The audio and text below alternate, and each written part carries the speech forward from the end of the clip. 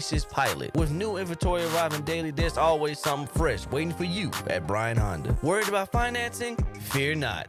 Bryan Honda offers hassle-free financing options to get you behind the wheel of your dream Honda in no time. And once you're on the road, trust our expert team for a fast and reliable service, keeping your Honda running smoothly mile after mile. Visit our showroom today at 4104 Rayford Road in Fayetteville or on the web at bryanhonda.com and experience the Bryan Honda difference for yourself. And remember, nobody beats a Bryan Honda deal. Not now, not ever. Not now, not ever.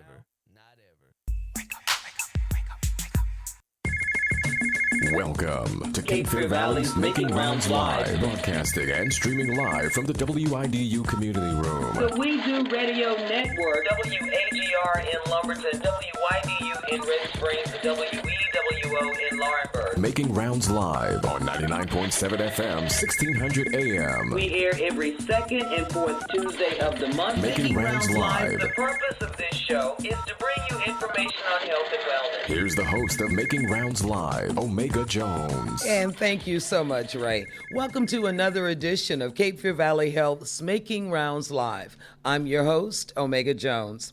Today, we are going to continue a conversation that we started about 5 months ago when we were talking about our kidneys. Back in March, we had Dr. Moses Kumi from Carolina Kidney Care, and he's also a nephrologist on staff at Cape Fear Valley Health. He came in and he educated us about kidney disease, kidney health. So we're going to continue with part 2 of that discussion today. Also, we have Dr. Shrey Amen, and Dr. Amen is one of the resident doctors at Cape Fear Valley Health. And this is the first time that we have actually had a physician on Making Rounds Live to talk to us about HIV. So he is going to be talking to us about that today. Before we get started on these subjects, please remember this broadcast is for informational purposes only. This is not a time for you to try to go and self-diagnose. If you may find yourself suffering from anything, or a family member or a friend that may suffer from anything that we may discuss during this broadcast, or they may have some of the symptoms, instead of taking matters into your own hands, what I want you to do is find yourself a healthcare professional. Ladies and gentlemen, let's welcome back to Making Rounds Live, Dr. Moses Kumi. Dr. Kumi, welcome back. Thank you very much for bringing me back to the studio to continue what we started off a few months ago. I'm always excited to talk about kidney health because it's so important. And we are so honored to have you back. Yeah. Now, first, Dr. Kumi, for our listeners who may have missed the first part of this discussion, let's get a summary of it. What are kidneys? What do they do? And why are kidneys so important to our bodies? Yeah. So the kidneys are very important organs in our body. Almost every reaction that goes through the body goes through the kidneys. And almost every disease process that affects the body affects the kidneys in a way. So it's a very important organ that needs to be really discussed. At any particular time, we have about 5 liters of blood going through the body, the normal average body size. And 1 liter is going through the kidneys. So that's about 20% of the blood in the body is going through the kidney every minute. And as it goes through the kidney performs its function. And the main function is to get rid of all the waste products that the body makes in the course of the day. Every second, every minute, we are making waste products. And some of them are urea, creatinine, potassium, some acids that we make, phosphorus. And if these things build up in the body, that will make you sick. So it's the kidney's job to clean the blood of all this stuff, ends up in the urine, and we pee it out. So that's the one main function of the kidney. Secondly, if the kidneys didn't get rid of excess fluid that we drink, we will be filled with fluid. Our legs will be swollen, we'll have fluid in our lungs, and that will not be good for us. So it's the kidney's job that if we drink a barrel of water, the body doesn't need all that water. the kidney will get rid of the excess water. 3, the kidney helps in the control of blood pressure. If your blood pressure is tending to be low, the kidney is going to kick in to try and stabilize it. If it's too high, also has a way of trying to help to maintain it. Next, the kidney makes a certain type of hormone, the hormone that we call EPO. Now, this hormone helps us to maintain our red blood cells to prevent us from becoming anemic. So this EPO goes to the bone marrow and makes red cells. If your kidneys fail, your kidneys are not functioning well, you don't make enough of these red cells. Therefore, you become anemic, you may require blood transfusions. We give this EPO to our dialysis patients whose kidneys have failed, and they need this EPO every time they go on dialysis. Last but not the least, we also make vitamin D, which helps with bone health.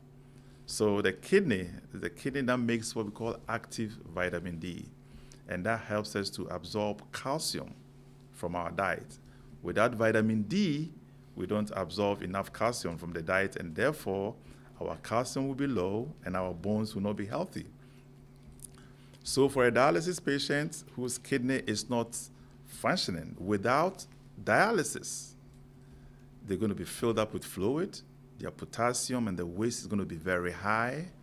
They're going to be anemic, requiring blood transfusion every month, and their bones are not going to be healthy. So that makes the kidney a very, very important organ in the body. I had no idea kidneys did all of that. Dr. Kumi, you mentioned blood pressure. I've always heard that of people with extremely high blood pressure, they also risk a chance of damaging their kidneys. So this all had to do with what you were mentioning earlier, Correct? Yes. correct? Yep. So blood pressure, just to say a little bit of blood pressure, is very important to control. The higher the blood pressure is, the more pressure that is bombarding your blood vessels in the kidneys, in your heart, in your brain. So it's causing strokes, it's causing heart problems, and it's causing kidney disease. You have blood vessels, arteries, and veins in the kidneys. So whatever happens to the heart and the brain can happen to the kidneys as well. So blood pressure is very, very important when it comes to kidney health. Dr. Kumi, what are the main medical conditions or the risk factors for a person to have problems with their kidneys? So the main disease process, the main risk factor is diabetes. Diabetes is the number one cause of kidney disease. Over 45% of patients who have kidney disease is from diabetes. So number 2 is high blood pressure. About 35% of kidney patients who have is from high blood pressure. 3, heart disease. When you have heart disease, maybe from congestive heart failure, low function of the kidney, your kidney is not pumping blood very well. So there's less blood flow to the kidneys, and the kidney eventually takes a hit, and then you can have chronic kidney disease with that. Next, smoking. Smoking is not our friend when it comes to kidney disease. It affects the lining. It also affects the lining of your blood vessels, just like smoking causes heart problems, like heart attacks, blockages. The same can happen to your kidney, and that can cause kidney disease. Obesity. We know obesity, you're prone to hypertension, diabetes, which are the 2 most common causes. But apart from that, when you're obese with a bigger body mass, you make a lot of waste products from all the metabolism, and that can also put so much pressure on the kidney, and that can make the kidney function deteriorate at a very rapid rate. So that's another thing that we need to pay attention to. And then when one has multiple cysts in the kidneys. So multiple cysts is a condition we call polycystic kidney disease. Mm-hmm. It runs through families. You can have an aunt, an uncle, your mom, your sisters. So you have this multiple cysts in your kidneys, and that can affect kidney function. So if you have a family history, you want to be checked and then make sure you don't have that disease entity. Another important thing is family history. So family history of kidney disease. If somebody had diabetes in the family and ended up on dialysis, your risk of going on dialysis with diabetes is very high.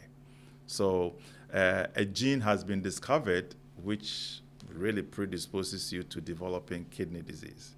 So if the family has that gene, then you are at risk of getting, even whether you have diabetes or not, you have a risk of developing kidney disease. So these are also the factors that can really predispose one to getting kidney disease. Not to forget about medications. So there's certain medications that we take every day, like the anti-inflammatories, ibuprofen, Motrin, Advil, Aleve. These are medicines that can affect your kidneys. If you're taking these medicines every day for a headache, for back pain, for knee pain, you're damaging your kidneys. If you take it once in a while, like once every 2 weeks, once every week, that's okay. But if you're taking it more frequently, you are at the risk of damaging your kidneys. Another medication that we found can cause kidney disease is the heartburn medicines, like the purple pill, the we call the proton pump inhibitor, omeprazole, Nexium. Too much of it, if you don't need it, if Tums can take care of your heartburn, it's better to use that than to use the proton pump inhibitor. They can also cause inflammation in the kidneys. So this is a long list of things that can really cause kidney disease that we need to be aware of. A couple of things that you mentioned, Dr. Kumi. First, family health. Explain why it is so important for us to know our family health. You basically hit on it, but it's something that I've learned when I work out in the community. A lot of people do not know their family health. A lot of people do not know if their grandmother, their great-grandmother had particular issues. Yeah. So how important is us knowing, that didn't sound grammatically correct, but how important is it for us to know our family health? Yeah, so just like you mentioned, family history is very important. And as doctors, when we take in histories from our patients, that's one of the sections, as a whole section for family history, that will find out whether you have family heart disease, is a stroke in the family, is there kidney disease in the family. Because like I said, there are certain genes that predisposes one to kidney disease. So if you have diabetes and you start having some kidney issues and you come to see me, I'm going to ask you, do you have anybody on dialysis in your family? If yes, and that person also had diabetes, that really predisposes you also from going to on dialysis. So that will really change the way we treat you or we manage you. There's family history for cancer. A lot of cancers have family history, like colon cancer. You could be 30 and have colon cancer because of family history. Because normally we screen patients from about 45 for colon cancer. But if you have family history, we'll start screening you sooner than the 45. So family history is very, very important. And it's very important to talk to family, find out what families have. You have a grandmother, you have a mommy who always in the hospital, and most people don't know what they have. So it's very important to know what the family has, and that will help you prevent some of these things from happening to you. And you mentioned smoking being one of the risk factors. Some folks are going, well, I don't smoke, I vape. Would that fall into the same category? Vaping by itself, I mean, we know it affects the lungs. There's some lung problems with vaping, but directly as a heart attack, it hasn't been really proven, but it can really affect the lungs and other things to go on, especially for young folks. It's not too good for their bodies. Okay. Ladies and gentlemen, in the studio and our guest today, Dr. Moses Kumi. He is from Carolina Kidney Care and one of the nephrologists on staff at Cape Fear Valley Health. He's here today talking to us about kidneys, about kidney health, and kidney disease. Dr. Kumi, if a patient's kidney health has started to decline, is it going to get worse? Or can the person take actions that can actually maybe slow it down or reverse the issue? Okay. So when it comes to kidney disease, there are two types of kidney disease that we can talk about. We have the acute kidney disease or acute kidney injury, and then the chronic kidney disease. So with the acute kidney disease, usually you see this in the hospital. Somebody is very sick, he has a bad infection, pneumonia, sepsis, or massive heart attack, went through surgery, blood pressure drops, things don't go too well, the kidneys can take a hit and you can develop acute kidney disease. So that patient can end up on dialysis, but it's a temporary. Once you start treating all the conditions that he had, you're able to reverse the kidney disease. Okay. Now, when we come to chronic kidney disease, this is from the diabetes, this is from the high blood pressure, this is from the smoking, this is from the heart disease. What these diseases do to the kidneys is that they cause chronic inflammation, which leads to like scar formation. Now, when you have a scar on your skin, you can't heal, it's stuck. It can either get worse, it doesn't, you cannot treat it, it doesn't go away. In the same way, when these conditions affect the kidneys to cause chronic kidney disease, like a scar tissue has been formed, you cannot reverse it. What you can do is to prevent it from getting worse. So you want to prevent the effect of the high blood pressure, the effect of the diabetes, making that scar tissue worse in the kidney. So no, you cannot reverse most of these diseases, but you can slow it down by managing the risk factors that led you to that point. Dr. Kumi, you mentioned medicines earlier. There are medicines that we know that can help with kidney health, but just like with any medicines, I also know there are side effects. Yes. So what are some of the medicines and what are some of the side effects with those medications? So we have a few medications that currently we're using to help slow down the decline of kidney function. It doesn't cure it, it helps to slow it down. The one that we've used for years, for decades, is what we call the ACE inhibitors or the ARBs, like lisinopril, Visotec, Monopril, Losartan, and it's a blood pressure medicine, but we found that it helps to reduce the decline in kidney. It slows down the decline in kidney function. What? Bringing the blood pressure down, it also helps to reduce the pressure in the kidney, and that is how it slows down the decline in the kidney function. One of the side effects that you will notice if you're on some of this medicine, you may have a dry cough, your lips may swell up. If you have those side effects, just let your physician know and we can switch it to another medication. And if you do blood tests, maybe your potassium can go high on it. That's one of the side effects. Recently, we've come out with some new medications that are very helpful. I'm sure you've seen it on TV. It's been advertised every day. Farxiga and Jardiance, and they have very nice commercial music to go with it. Now, these medicines were made for diabetes. So originally, they were discovered for diabetes. And whilst they were trying it, doing the trials, they found out that patients with heart disease were benefiting from the medication. So FDA came and said, oh, we're going to approve this medicine also for heart patients. And then they did a second analysis, and they found that patients with kidney disease were also benefiting from the medicine. It was slowing down the progression of the kidney disease. So now we're using, almost every kidney doctor is using that medicine now. So unless there's a reason why you cannot take this medicine, almost all our kidney patients are taking this medicine.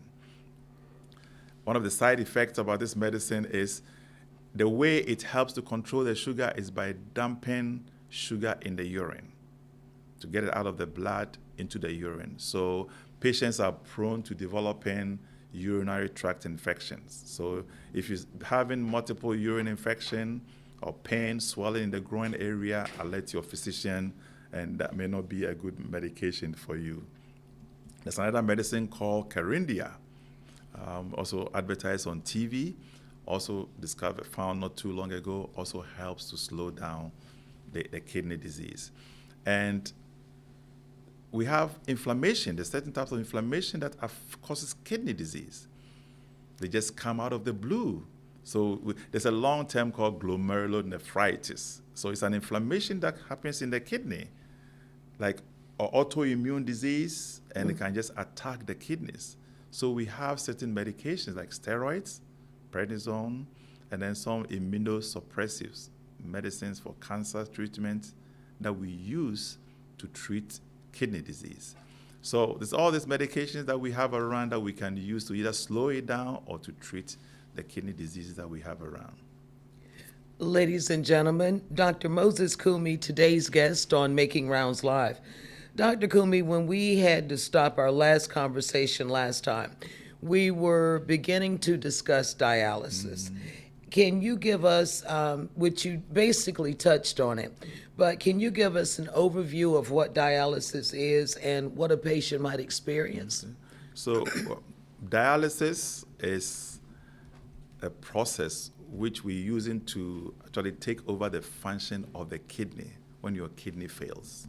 So all the functions that I enumerated earlier on, cleaning the blood, getting rid of excess fluid, controlling the blood pressure, these are all things that when the kidney fails, we put you on dialysis, and dialysis is able to help do these functions for the kidney.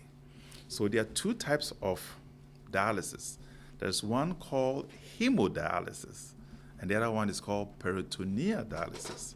So hemo is a Latin word for blood.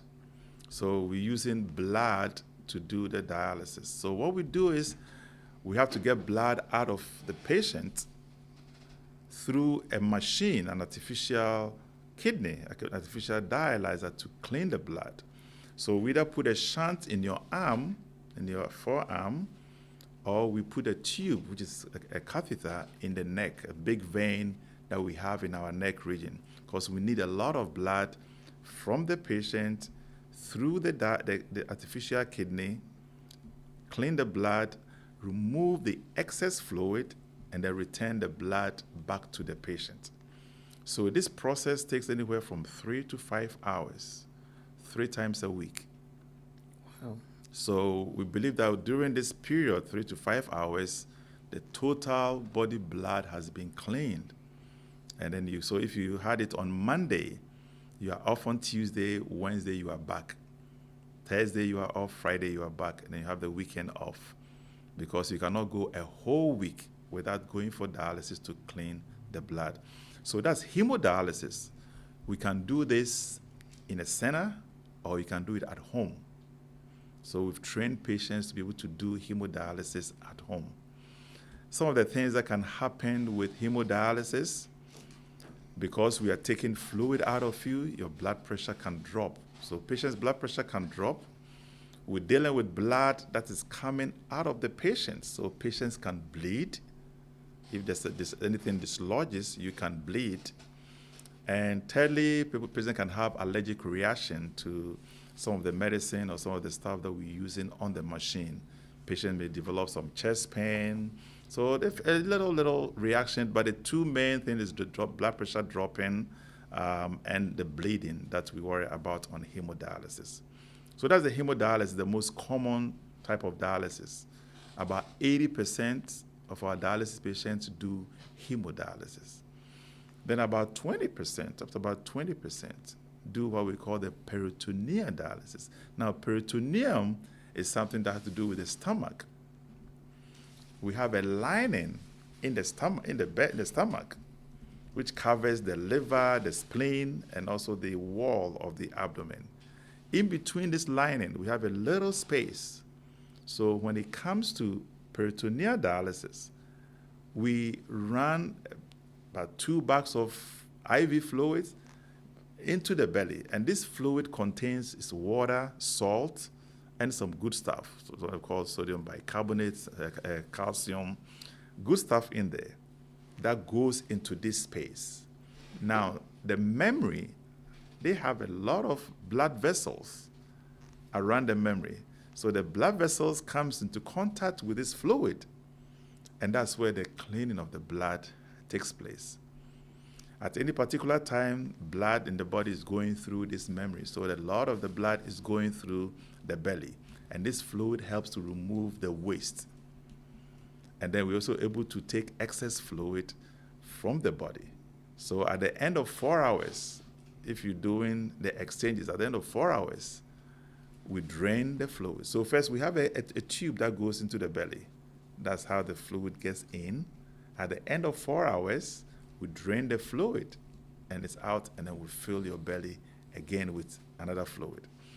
So we can do this 4 times a day, or we do it at night with a machine.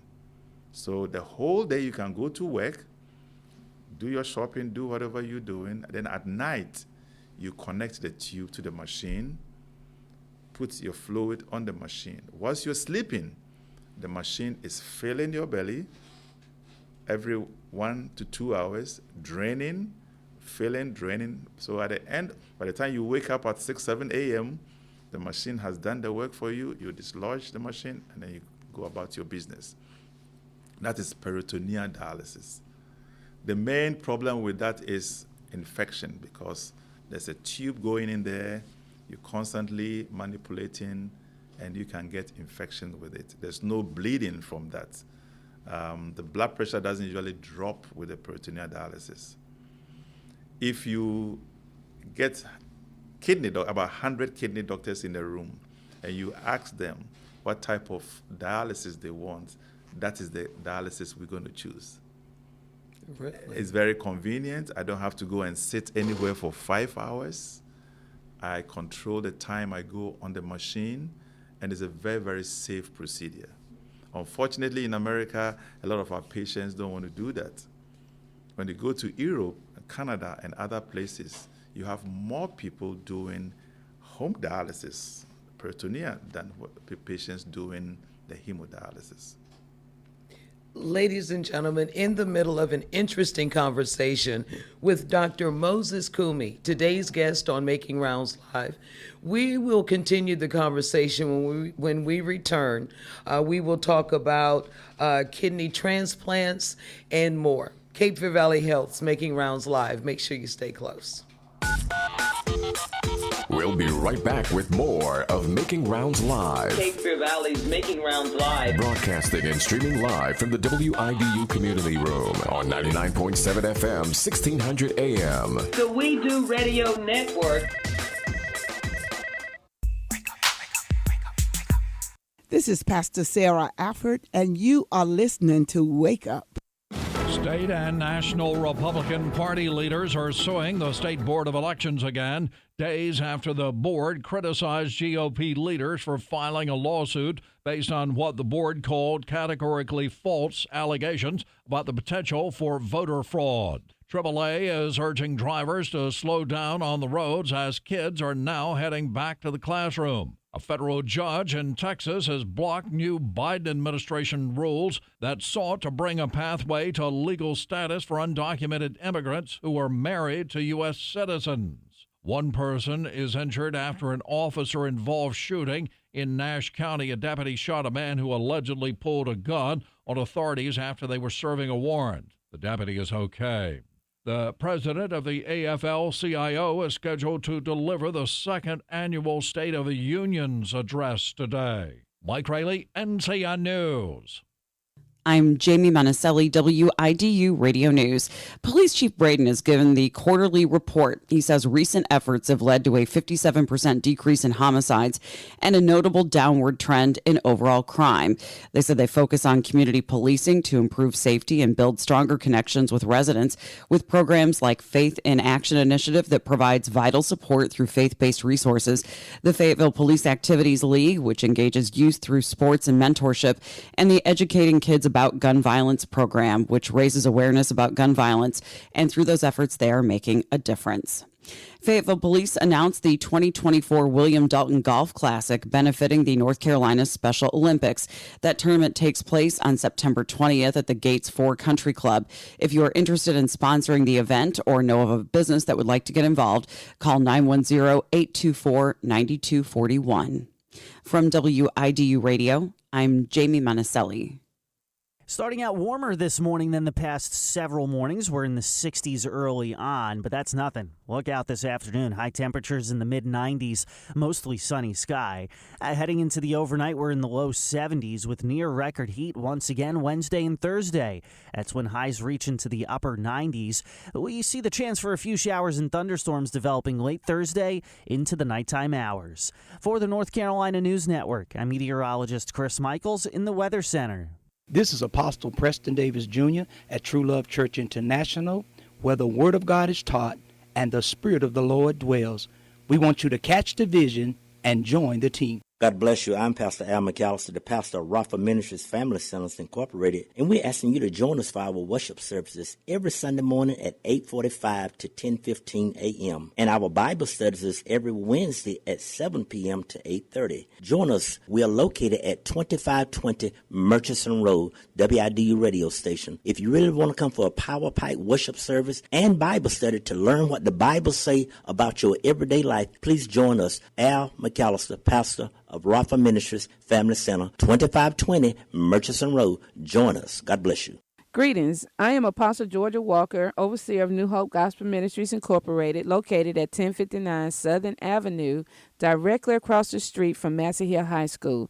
Our services are first Saturday of the month, intercessory prayer, Sunday morning worship at 11 o'clock a.m., Wednesday night WIM, Word Empowerment and More at 7 o'clock p.m., and Joy Night services every fourth Friday at 7:30. Come out and join us in our services. We would be glad to have you. Cape Fear Valley Health is proud to present the 2024 WIDU Anniversary Women's Empowerment Luncheon, an event you'll want to attend. Join us on Thursday, October 24th at the Crown Expo in Fayetteville, North Carolina for an uplifting lunch filled with inspiration, praise, and empowerment. This year, we're honored to welcome the phenomenal Jacqueline Carr. Both may be fact, but the truth still remains that in the name of Jesus,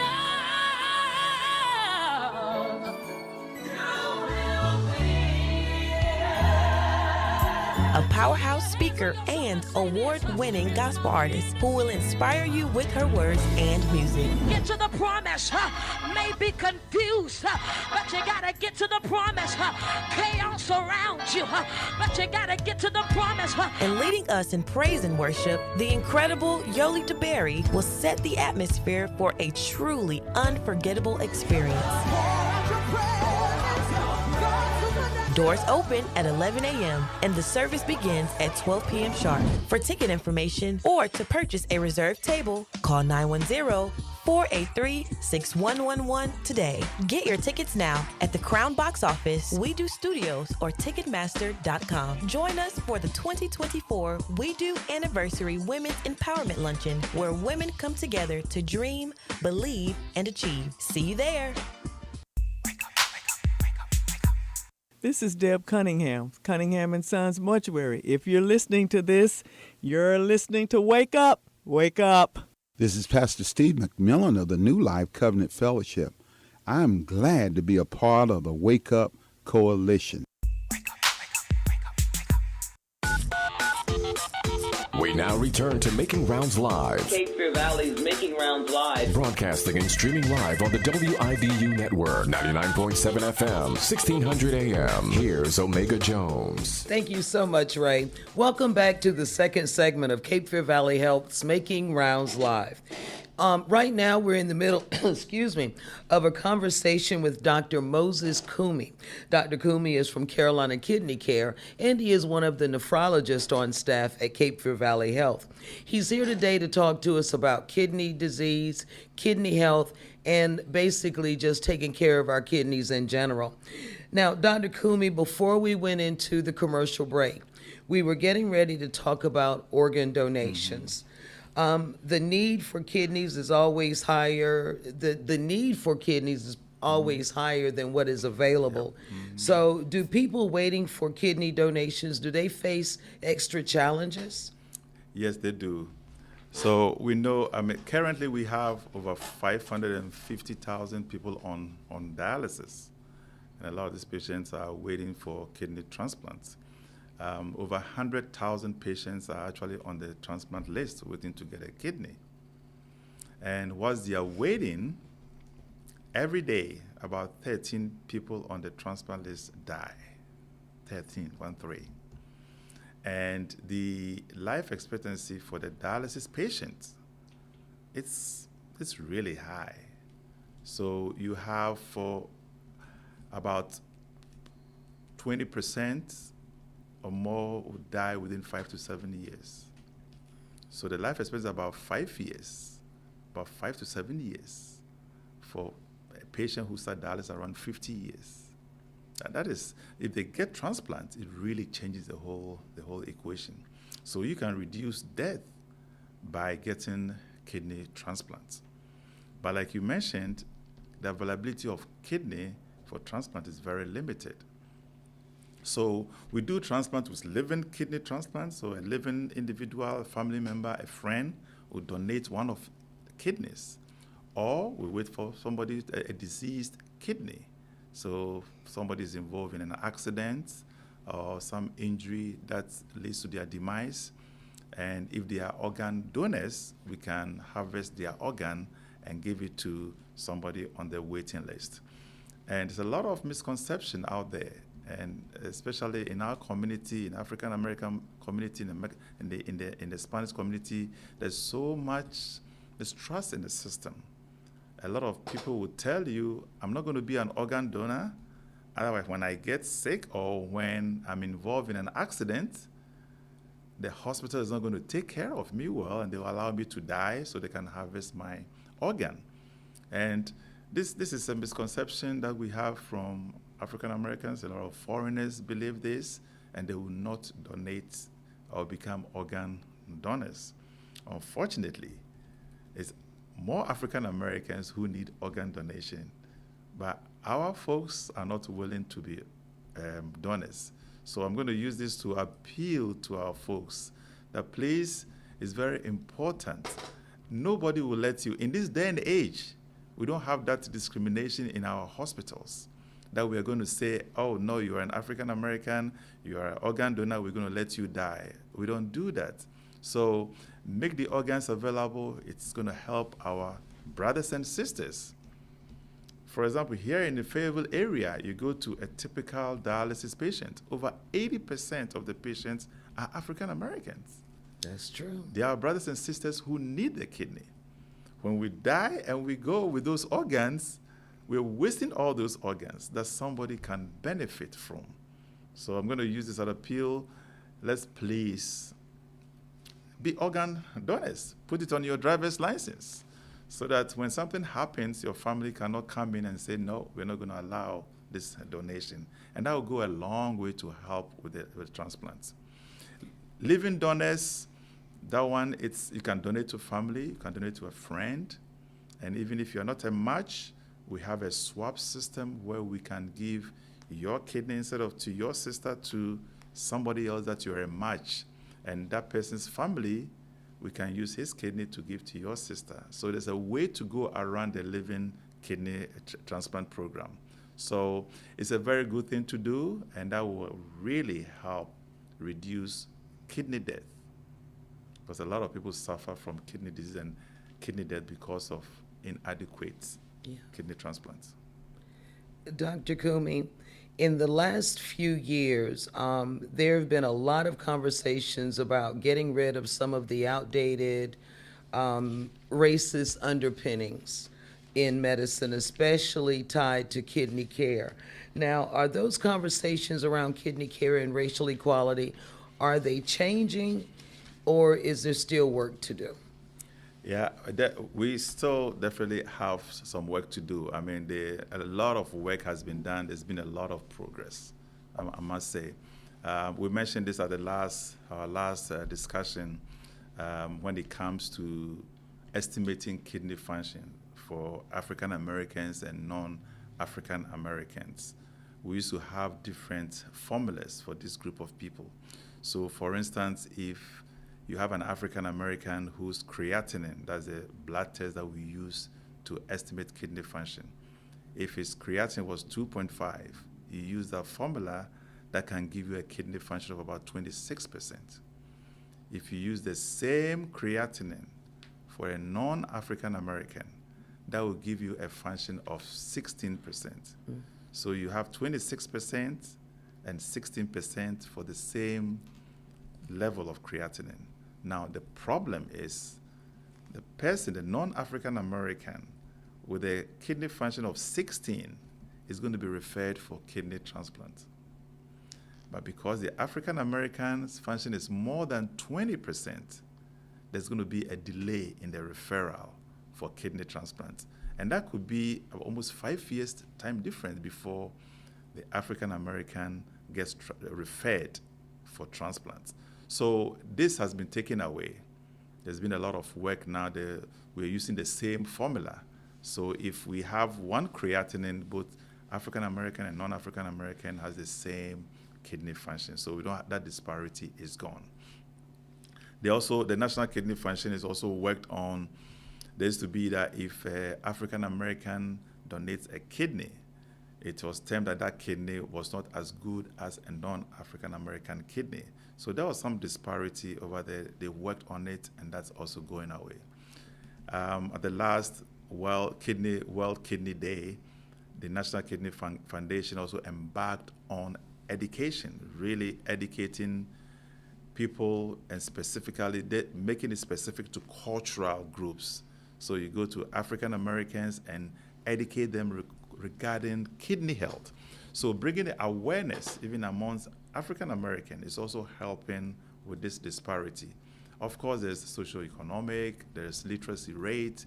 They all affect kidney health. So if we're going to do a better job, socioeconomic factors need to be improved, literacy rates need to be improved, because we know all this will translate to better health. But we're doing better. It's not as bad as it used to be. All right. Ladies and gentlemen, Dr. Moses Kumi on Making Rounds Live. Finally, Dr. Kumi, before we introduce and bring in Dr. Amen, what do you want our listeners to remember from this interview? Our listeners need to see their doctors often. When it comes to kidney disease, until your kidney function gets to below about 20%, you're not going to have any symptoms. So unless you have blood tests done, unless you get checked, you're not going to know you have kidney disease. So if you see a doctor and you routinely have blood tests done, your doctor can tell you when your kidney function is going down, and then we can take the measures to slow it down. So it's very important to see your doctors, very important to have your test done, and ask your doctors about your kidney function. Ask them about your blood test. Currently, now these days, we have on our phone, we can access our blood test results. Get your phone, get the apps. Almost all the doctor's offices will let you access your lab test, and get informed. Keep informed. Find out about your body, what's going on with your body. The next factor is blood pressure. Diabetes is very, very important. Take your medications. Discuss the side effects with your doctors. And my brothers who have high blood pressure, we know blood pressure is very common in African Americans. Blood pressure is a very common contributor, common risk factor for kidney disease, for heart disease, for strokes. We need to control our blood pressure. A lot of the brothers who stop taking their blood pressure medication because of the sexual side effect. I have to say this here. We have medicines that can help you, or discuss it with your doctors. Sometimes all we have to do is to change the medicine and put you on something else. We change the medicine, put you on something else, those side effects will be minimized, and then you have the long-term health benefits. We've seen 30, 40-year-olds coming with strokes because they're not taking their blood pressure medicines. Wow. Their heart, they have congestive heart failure because they're not taking their blood pressure medicines. They are on dialysis at age 28, 30 because they're not taking their blood pressure medicines. So blood pressure is key. So please, let's take our blood pressure medications and we can avoid a lot of these complications. Dr. Kumi, thank you so much for coming back and being on the broadcast today. Thank you. You're welcome anytime. I'll be happy to come back when I'm needed.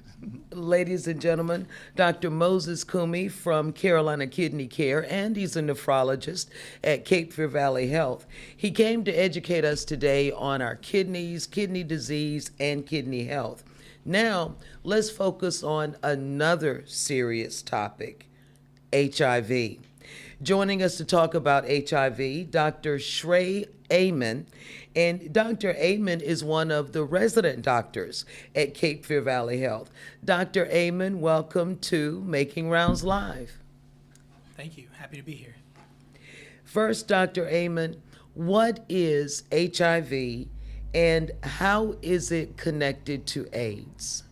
Yeah, certainly. So HIV stands for the human immunodeficiency virus, and essentially what it does is it attacks your body's immune system, impairing your ability to fight off infections in the future.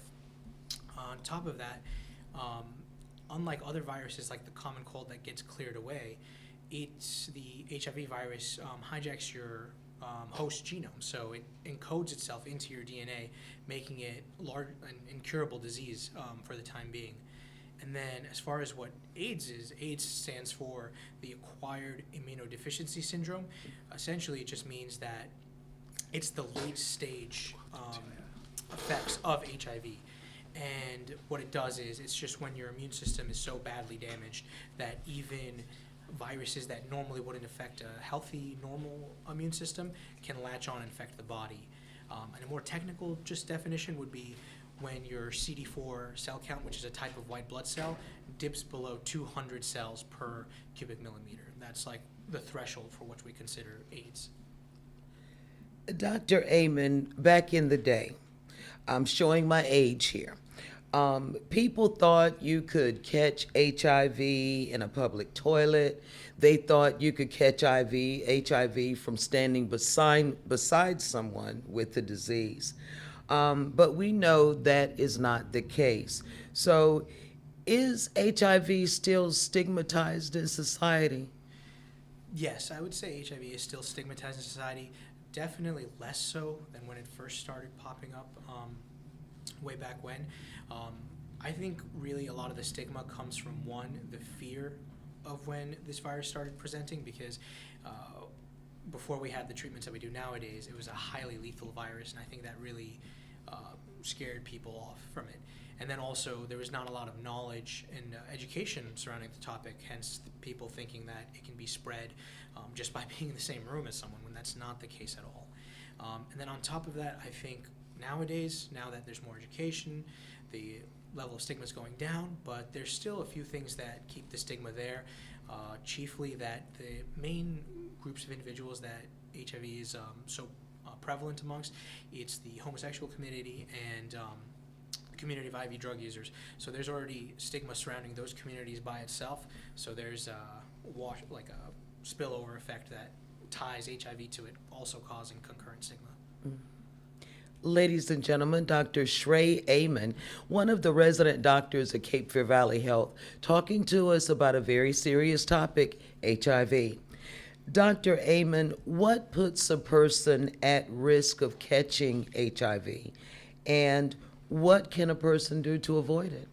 Absolutely.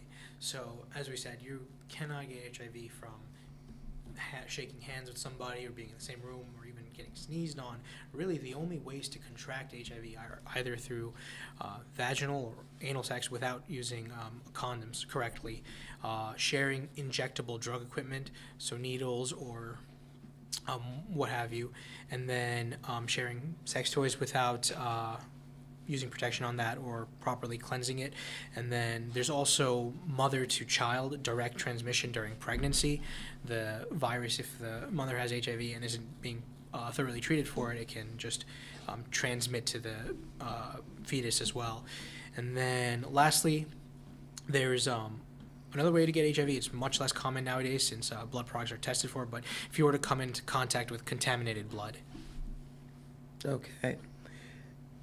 What about if a person has HIV, and is it possible for that person not to pass it on to someone else? Yes, certainly. If you were to have HIV nowadays, there are many different tools that can be used to prevent that. Now, some of the simplest tools would be just using condoms and other protections to prevent transmission that way. There's just never using sharing the same needles or other injectables that could also prevent transmission. And then there's more sophisticated methods like certain drugs like There's something called PrEP and PEP. These are medications used to prevent that transmission. PrEP is pre-exposure prophylaxis. It's just a pill you take before you get exposed to the HIV. It's as if you know you're going to be coming into contact with either some sort of area where you're might get stuck by a needle, or if you're going to have intercourse with somebody who has HIV. And then PEP is post-exposure. So even if you were to already have been in contact and contaminated, within the first few days you can take this pill and prevent any infection of HIV encoding into your host genome. So the advances as far as medicine and science, it sounds like it has really changed over the past several years. Absolutely. The advances have changed the game. Nowadays, even if you were to get acquire HIV, you can live a largely normal life with a normal lifespan as long as you continuously see your doctor and adhere to the medications given to you. Some of the major advances in the past, more recent years, would be pills that make adherence easier. And what does that exactly mean? They've come out with medications that are combination medications, so you have to take less pills, which is really simplifies things for patients. And also the other advances would be these pills also have less side effects, just making adherence that much easier. Adherence is the most important thing of keeping your HIV under control. And seeing your physician regularly, because they'll be able to check if your HIV is undetectable in the blood, and then making sure your immune system is working as it should. Dr. Amen, is it possible for someone to have HIV and not even know it? Yes, it is. So HIV, it's almost a very stealthy virus.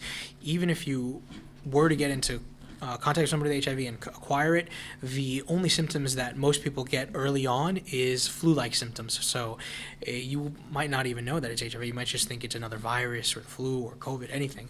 And then after that, it could be undetectable for years before you start noticing some of the more dramatic effects of HIV, like worsening immune system, a lot of weight loss, things like that.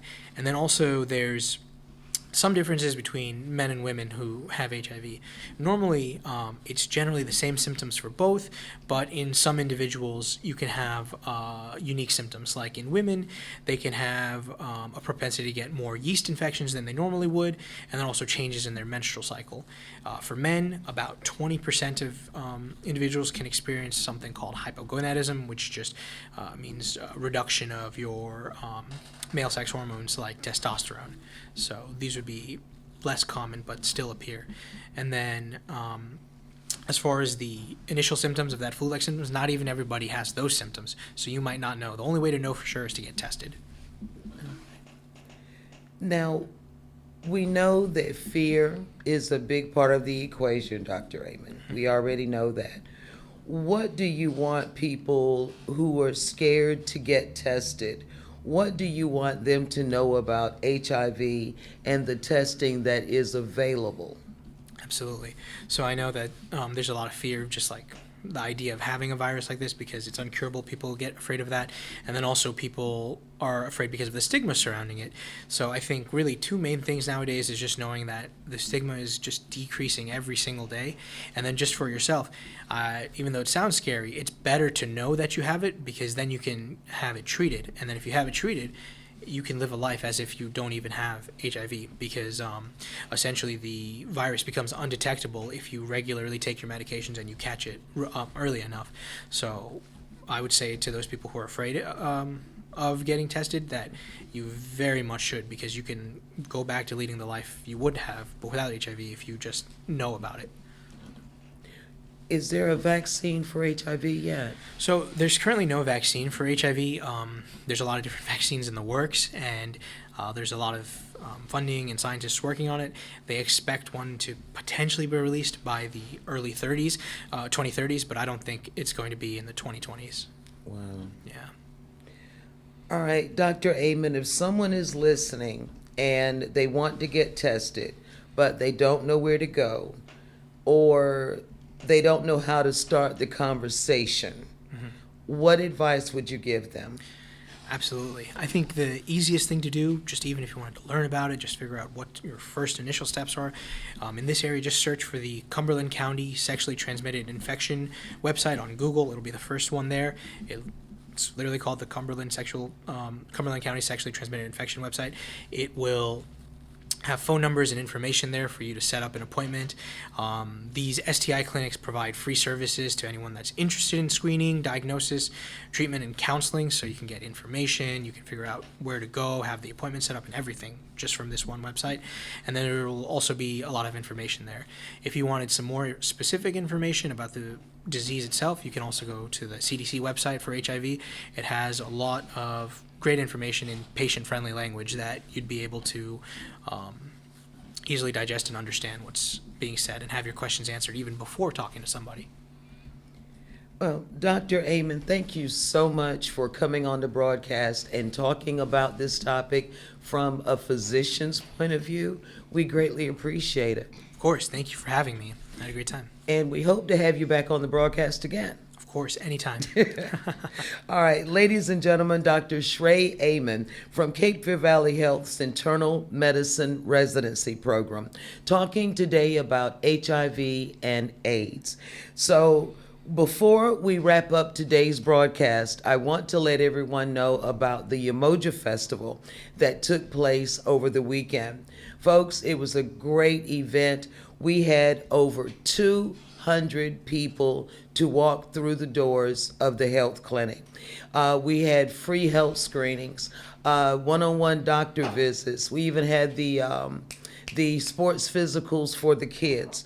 So I want to thank everyone for coming out and making it a success, but also I really want to thank Cape Fear Valley Health for doing it, and also I want to thank the Umoja Group, Mrs. Dorothy Fielder.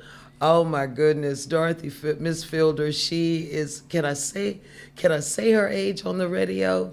Well, let's just say she is still moving and shaking in the community. I don't know if she wants to share that.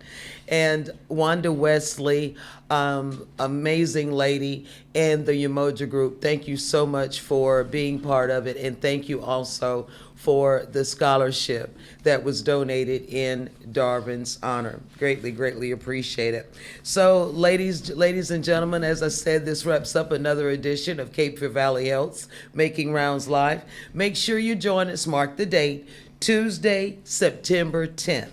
That will be our next broadcast. So, for our producers, Shaka Jordan, Ray Thomas, and Lindsey Graham, and the hardworking team behind the scenes, I'm Omega Jones, continuing the legacy of Darvin Jones. Thank you so much for listening and watching Cape Fear Valley Health's Making Rounds Live.